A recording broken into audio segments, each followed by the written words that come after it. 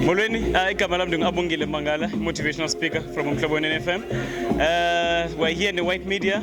We're KZN Matric Excellence Orientation Day. We were here also motivate abantwana who are taking the second chance with their studies. So I'm excited to be part of this, and congratulations to BK. So it's one of the best schools who have been producing great young people and giving them a second chance in life. So as a motivational speaker, I'm excited to be a part of that. Ngiyabingelela ababukeli be-Quiet Media, igama lami uMhlobo wakamasondo. Ngisukela Monville, ngikhethe isikole i-excellence because ngirefere umngane womndeni this year wenza i-second year yakhe engineering. So nami ngifisa ukuthi ngiphumelele nami ngi-upgrade into zami noma ngaphasanga kahle akupheli la. Ngiyabonga. Ngiyabingelela ababukeli ba-White Media, igama lami uMathapelo Sirabele from Matatjela.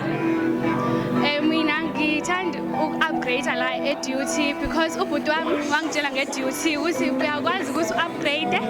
Ngifuna u-upgrade i-maths, i-physics ne-life science. Ngifuna nje ukunyusa ama-point yami, ayikho enye engiyifunayo. Ngiyabonga.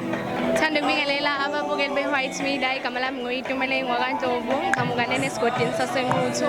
Ngizelana ngazokhetha lesi sikole i-DUT Matric Excellence because ngithiwa iya-upgrade and ilungisa ama-points. Okay, my previous matric angiwuphasile, but then ngifuna uku-upgrade ama-points ami so that I can be able ukuthi ngikwazi ukungena e-varsity ngenze into engiyithandayo. And so yeah, ngisizwe uma wami sezalana sazo-register all the stuff. I'm looking forward to ukuthi Matric Excellence izongisiza ukuthi ngikwazi uku-achieve lento engiyifunayo. Ngiyabonga kakhulu. Magic, siyabonga kakhulu mfethu mphathi ohlelo. Sibingelela ihambeli zethu ezivakashela namhlanje. Sibingelela abazali babafundi base KZN Matric Excellence class ka 2020. Sibingelele nje abafundi bonke egameni ka Matric. Amen.